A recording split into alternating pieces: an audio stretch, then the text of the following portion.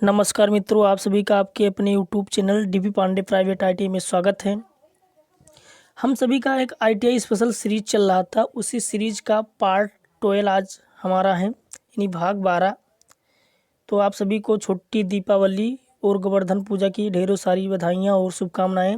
आप सब ऐसे हंसते मुस्कुराते हुए आगे बढ़िए और पढ़िए मन लगा के। तो चलते हैं हम अपने क्वेश्चन की ओर। हम लेवल 2 का जितना क्वेश्चन थे कर लिए थे, आज हमारा लेवल 3 है। ठीक, लेवल 3 का हम फर्स्ट क्वेश्चन देखेंगे। क्या कह रहा है, क्यों हैंड रीमर के दांतों में असमान अंतराल होता है। क्या कह रहा है, why hand reamer have uneven spacing of teeth, यानी जो दांतों का अंतराल होता है असमान होता है, कहीं पे गैप ज़्यादा कहीं पे गैप कम, इस तरह से उसके दांतें बनाए जाते हैं। तो आखिर ऐसा क्यों होता है। ऑप्शन है ये, चैटरिंग कम करे, ने रिड्यूस चैटरिंग। फिर उसके बाद हमारा बी है, अधिक धातु निकालें। ऑप्शन डी है दक्षता बढ़ाएं, और ऑप्शन सी है दक्षता बढ़ाएं, ऑप्शन डी है टूल का जीवन बढ़ाएं। ठीक, तो इसका जो हमारा राइट आंसर है, राइट आंसर ये है चैटरिंग कम करें। यानी चैटरिंग को कम करने के लिए हम क्या करते हैं, रीमर में दांतों को असमान अंतराल में बनाते हैं। तो ऑप्शन हमारा ये करेक्ट आंसर हो जाएगा, चैटरिंग कम करें। क्या करें, चैटरिंग कम करें। ठीक, नेक्स्ट चलते हैं दूसरे नंबर क्वेश्चन की ओर। दूसरा नंबर क्वेश्चन क्या कह रहा है, ड्रिलिंग करते समय ड्रिल के ओवर हीट होने का क्या कारण है। What is the reason for over heated drill wheel drilling, यानी जब हम ड्रिलिंग करते हैं तो वहाँ पे हमारा ड्रिल बिट ज़्यादा क्यों गर्म होता है। ऑप्शन देखेंगे इसका। ऑप्शन ये है, ड्रिल सही ढंग से नहीं पकड़ी हुई है, यानी जो drill held not correctly. B है, कारखंड सही ढंग से नहीं पकड़ी हुई है, work is not rigidly held. C है, क्लियरेंस एंगल सही नहीं है, क्लियरेंस एंगल इज इनकरेक्ट। फिर डी है, चिप्स के कारण फ्लूट्स ब्लॉक हो गई है, flutes are closed with chips. तो इसका जो हमारा राइट आंसर सी है, क्लियरेंस एंगल सही नहीं है। अगर हमारा क्लियरेंस एंगल सही नहीं होता है तो ड्रिल बिट हमारा क्या होता है, अधिक गर्म होती है ड्रिलिंग के दौरान। तो हमारा राइट आंसर क्या हो जाएगा, राइट आंसर सी हो जाएगा। नेक्स्ट चलते हैं तीसरे नंबर क्वेश्चन की ओर। तीसरा नंबर क्वेश्चन क्या कह रहा है, यदि ड्रिल का क्लियरेंस कोण अधिक है तो क्या होगा। What will happen if the clearance angle of drill is more, यदि क्लियरेंस एंगल ड्रिल का अधिक होगा तो क्या होगा। ऑप्शन ये है, कटिंग एज ब्लंट होगी होगी क्या होगा, cutting edge will be blunt. B है, कटिंग एज तेज नहीं होगी, cutting edge will not be sharp. C है, कटिंग एज कमज़ोर होगी, cutting edge will become weak. D होगी, कटिंग एज मटेरियल को नहीं काटेगी या नहीं कटेगी, तो cutting edge will not cut material. तो इसका जो राइट आंसर होगा, राइट आंसर सी होगा, कटिंग एज कमज़ोर हो जाएगा। अगर हम क्लियरेंस एंगल अधिक बढ़ा देंगे तो क्या होगा, हमारा जो कटिंग एज होगा अधिक कमज़ोर हो जाएगा। अभी हम आपको फिगर के द्वारा बना समझाएंगे। जिससे मान लो ड्रिल का पॉइंट ऐसे होता है। ठीक, ड्रिल का पॉइंट ऐसे होता है, ये सतह है, तो इस सतह के बीच ये जो एंगल बन रहा है, इस सतह के बीच, इसी को क्लियरेंस एंगल बोलते हैं। ठीक, ये क्या है, क्लियरेंस एंगल।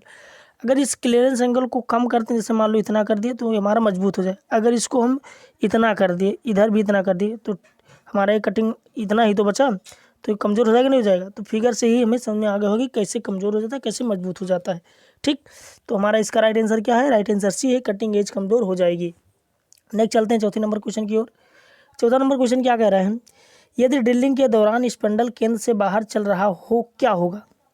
क्या कह रहा है, what will happen if the spindle running out of the centre wheel drilling, यानी जब हम ड्रिलिंग करते हैं तो स्पंडल क्या है हमारा, ये ड्रिलिंग के दौरान स्पंडल केंद्र से बाहर चल रहा हो, यानी केंद्र से बाहर चल रहा है, सेंटर में नहीं घूम रहा है, तो क्या होगा। तो उसमें ऑप्शन ये है, ड्रिल टूट जाएगा, यानी ड्रिल विल ब्रीक। बी है, ड्रिल अधिक गर्म हो जाएगा, ड्रिल्स आर ओवर हीटेड। सी है, ड्रिल रफ होल बनाते हैं, यानी जो ड्रिल है वो रफ होल बनाते हैं।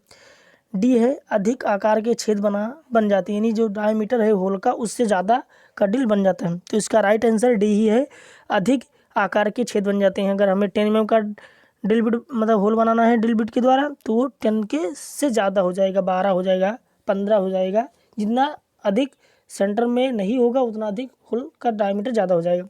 इसलिए हम ड्रिलिंग के दौरान ड्रिल बिट को देखना चाहिए सेंटर में घूम रहा है या नहीं घूम रहा है। ठीक, नेक्स्ट चलेंगे 5वें नंबर क्वेश्चन की ओर। 5वां नंबर क्वेश्चन क्या कह रहा है?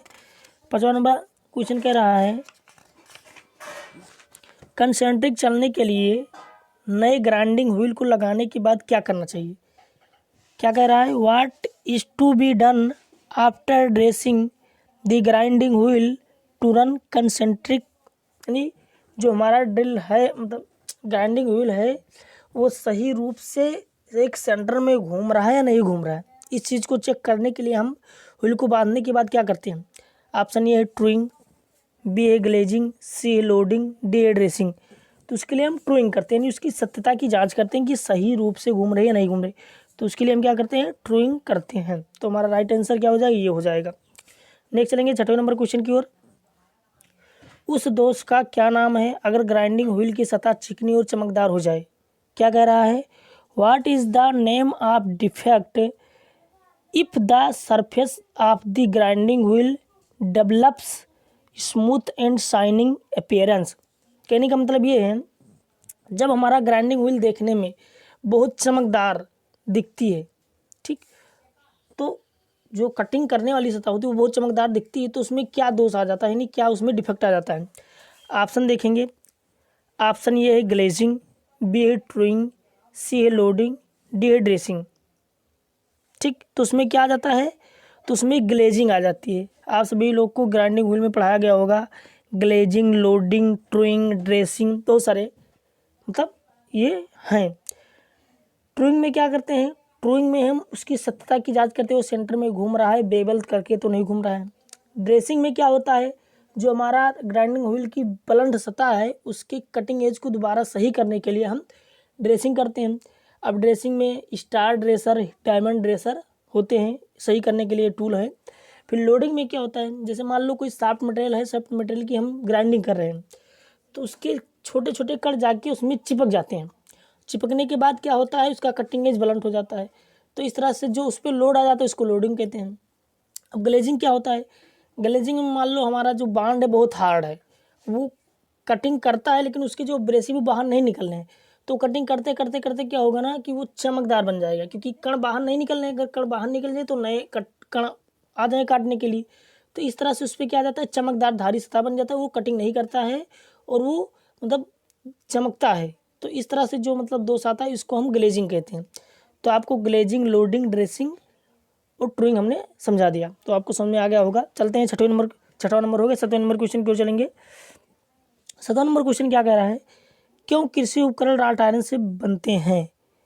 Y agricultural equipment is made up of wrought iron. Option ये है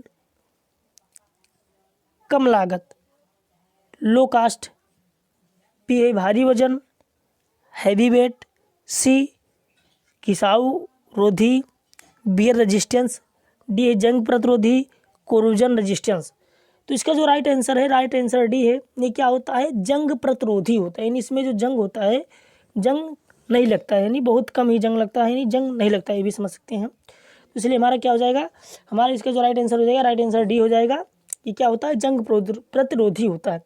क्यों जंग प्रतिरोधी होता है राट आयरन? क्योंकि इसमें जो कार्बन की परसेंटेज तो बहुत ही कम होती है, लगभग 0.01% इसमें कार्बन की मात्रा होती है।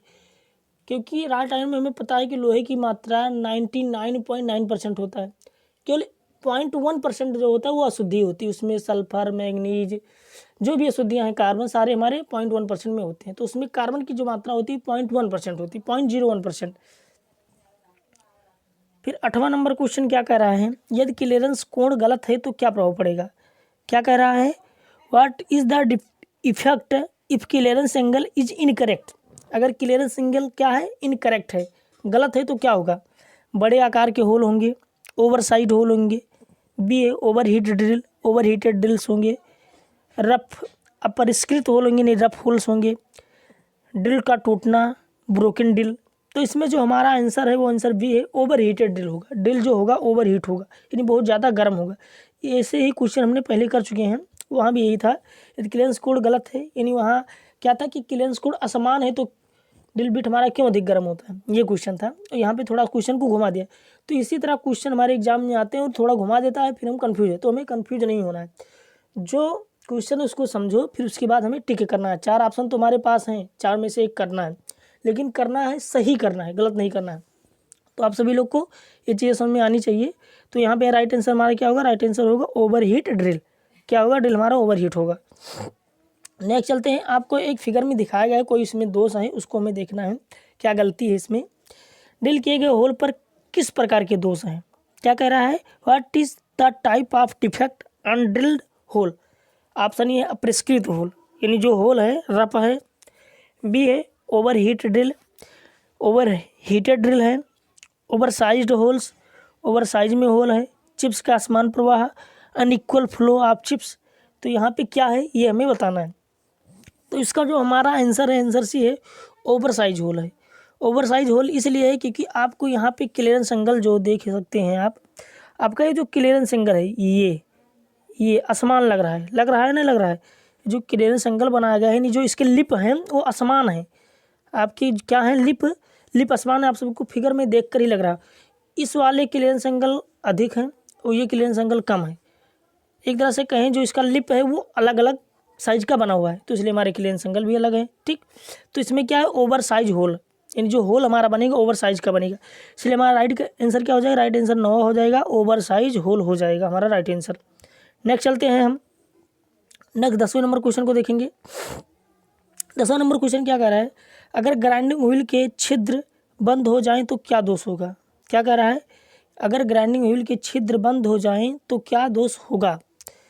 What is the defect if pores of grinding wheel gate closed. नहीं, जो अगर ग्राइंडिंग व्हील की छिद्र बंद हो जाए तो क्या दोष होगा। वही अभी हम इसको समझा भी चुके थे कि क्या दोष हो जाता है, जब उसके कटिंग करने वाले एब्रेसिव कट अंदर ही रुक जाते हैं और पूरा चिकना मतलब जो भी मटेरियल उसमें चिपकते जाते हैं तो वो पूरा चिकना हो जाता है, तो क्या दोष होता है।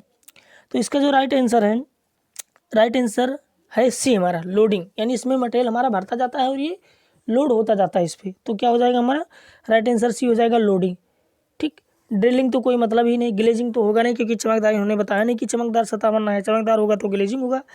ड्रेसिंग हम इसके मतलब दोष को हटा दो, इसके मतलब कटिंग एज को दोबारा डिशार्प तो कर नहीं रहे, तो अगर करते तो ड्रेसिंग, इसलिए हमारा लोडिंग राइट आंसर हो जाएगी। नेक्स्ट चलते हैं हम 11 नंबर क्वेश्चन की ओर।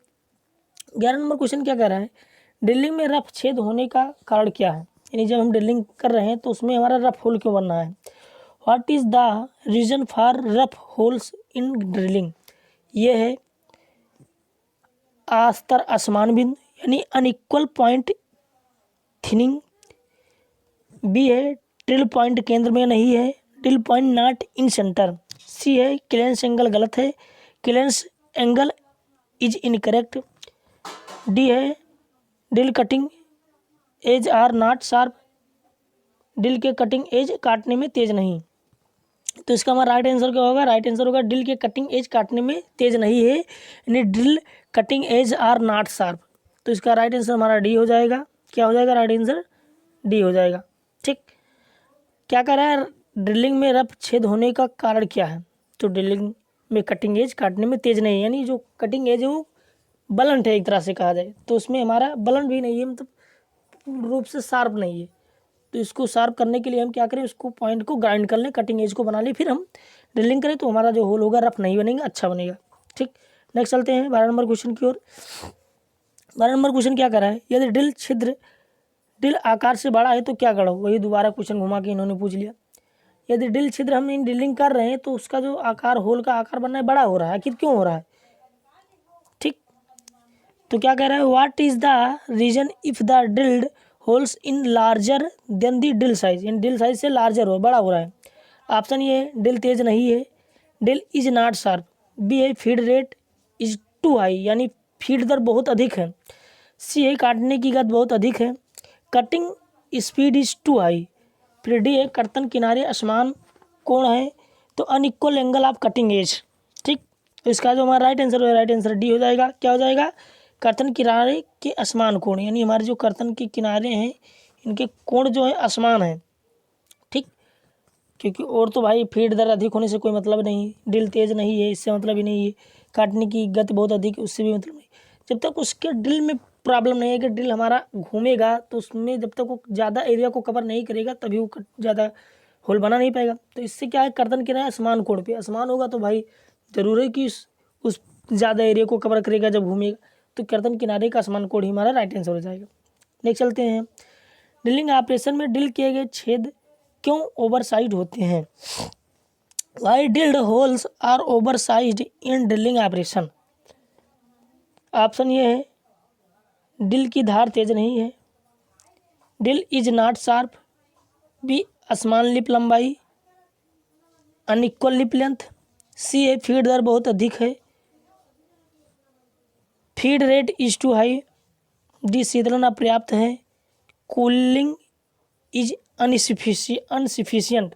तो इसका जो राइट आंसर है, राइट आंसर बी है, अनइक्वल लिप लेंथ यानी असमान लिप लंबाई। तो हमारा राइट आंसर क्या होगा, राइट आंसर बी हो जाएगा। ड्रिलिंग ऑपरेशन में ड्रिल किए गए छेदों का ओवरसाइड होल बनाने का कारण क्या, असमान लिप लंबाई, बी हमारा राइट आंसर हो जाएगा। चलते हैं 14 नंबर क्वेश्चन की ओर। मशीन टूल्स के लिए ग्रे कास्ट आयरन का व्यापक रूप से उपयोग क्यों किया जाता है? Why grey cast iron is widely used for machine tools? Machine tools के लिए ग्रे कास्ट आयरन का व्यापक रूप से उपयोग क्यों किया जाता है? ऑप्शन ये है, तेजी से ठंडा होना, यानी इसे तेजी से ठंडा किया जाता है इसलिए, कंपन कम करे इसलिए, उच्च तन्यता शक्ति के कारण, मशीनिंग के लिए बहुत अधिक मुश्किल है। तो इसका जो हमारा राइट आंसर है, राइट आंसर हमारा है बी, रिड्यूस वाइब्रेशन, यानी कंपन को कम करें, यानी कंपन को ये क्या करता है, इसमें कंपन बहुत कम होता है इसलिए हम इसका प्रयोग मशीन टूल्स में अधिक करते हैं। नेक्स्ट चलेंगे हम 15 नंबर क्वेश्चन की ओर।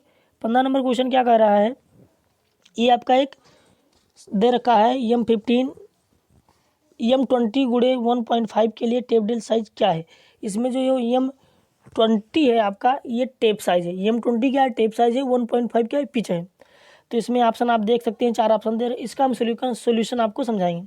ये रहा हमारा सोल्यूशन, देखो M20 गुड़े 1.5, तो इसका जो डायमीटर है यानी टेप साइज है कितना है, 20 mm, पिच 1.5 mm। तो इसका जो फार्मूला होता है इसको हम प्रीवियस वीडियो में भी बता चुके हैं एक बार, कम से कम 4 क्वेश्चन उसमें था।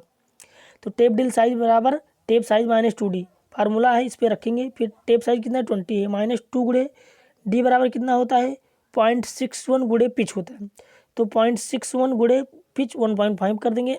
फिर इसका गुणा करेंगे तो ये हमारा इतना हो जाएगा, फिर 20 - 1.8 माइनस कर देंगे तो कितना 18.1 से हमारा राइट आंसर मतलब आ जाएगा। अब ऑप्शन में देखते हैं क्या है, ऑप्शन में हमारा दे रखा है 18.5, फिर 20, फिर 19, फिर 17। तो इसका हमारा राइट आंसर होगा ये, क्योंकि 18.17 हमारा उसमें आया था, तो ये यही जो है जो उसके करीब है, तो इसलिए हमारा राइट आंसर क्या हो, राइट आंसर ये हो जाएगा 18.5 mm हमारा राइट आंसर है। चलेंगे 16 नंबर क्वेश्चन की ओर। 16 नंबर क्वेश्चन क्या कह रहा है, 16 mm रीमर के लिए ड्रिल छेद का साइज क्या होगा? यानी हमें 16 mm का रीमर है, उससे रीमिंग करना है किसी होल का, तो उसमें हम ड्रिल का साइज क्या लेंगे, यानी ड्रिलिंग किससे करेंगे? तो चलते हैं इसको भी सॉल्यूशन के द्वारा देखते हैं। सॉल्यूशन हमारा इधर है, ये रहा सॉल्यूशन हमारा। रीमर साइज 16 mm है, ड्रिल साइज बराबर क्या होता है formula, reamer size minus bracket में under size plus over size, फिर 16 माइनस अंडर साइज 0.2 होता है। 5 से 20 mm तक के लिए 0.2 से 0.3 हमारा अंडर साइज होता है, ओवर साइज सभी के लिए 0.05 mm होता है, वो हमने ले लिया। इस तरह से कैलकुलेशन करेंगे तो 16 - 0.25 माइनस कर देंगे, यानी 15.75 हमारा राइट आंसर है। चलते हैं ऑप्शन की ओर। ऑप्शन में क्या दे रखा है, ऑप्शन ये दे रखा है 15.75 mm, बी है 15.50 mm, सी है 14.65 mm, डी है 16 mm। तो हमारा राइट आंसर क्या हो जाएगा, अब आप सभी को सॉल्यूशन से समझ में आया, राइट आंसर ये होगा 15.75 हमारा राइट आंसर हो जाएगा। ठीक, क्या होगा राइट आंसर हमारा, राइट आंसर हमारा होगा 15.7 में हमारा राइट आंसर होगा। चलते हैं हम 16 नंबर क्वेश्चन की ओर। 17 नंबर क्वेश्चन, 16 हो गया, 17 नंबर क्वेश्चन की ओर चलेंगे। ड्रिल की व्यास की तुलना में ड्रिल किए गए छिद्र आकार में अधिक क्यों है? क्या कह रहा है, कह रहा है why drill hole are over size than drill dia, यानी ड्रिल के डायमीटर से हमारा जो होल बनना है अधिक क्यों बनना है, ज़्यादा क्यों हो रहा है? तो ऑप्शन ये है फीड अनुपात अधिक है, यानी जो फीड रेशियो इज मोर। फिर बी है शीतलन अप्रभावी है, यानी कूलिंग इज इन इफेक्टिव। फिर सी है अपर्याप्त निकासी कोण, यानी अनसफिशियंट क्लियरेंस एंगल। डी है कटिंग एज की असमान लंबाई, यानी unequal length of cutting as. तो इसका राइट आंसर हमारा डी ही होगा, कटिंग एज की असमान लंबाई। कटिंग एज का असमान लंबाई या लिप हमारा असमान होता है तभी हमारा जो होल होता है ड्रिल साइज से बड़ा बनता है। तो आप सभी को ये क्वेश्चन कम से कम 4 क्वेश्चन ही हमारे हो गए, बार बार यही क्वेश्चन आ रहे हैं, मतलब क्वेश्चन को बदला जा रहा है बस, और सारा आंसर वही हो रहा है। कटिंग एज की लंबाई, लिप एंगल असमान, कटिंग एज की लंबाई असमान, यही सब बार बार घूम घूम कर आ रहा है।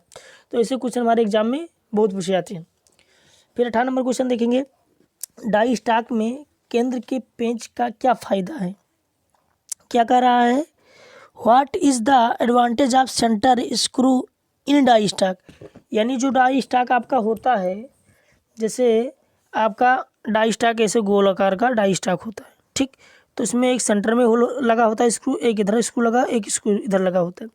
तो ये जो सेंटर वाला स्क्रू होता है ये हमारे स्टॉक यानी जो डाई होती है उसको एडजस्ट करता है, यानी घटाता बढ़ाता है। अगर हमें थ्रेड का डेप्थ घटाना है तो क्या करेंगे, तब इसको हम टाइट कर देंगे।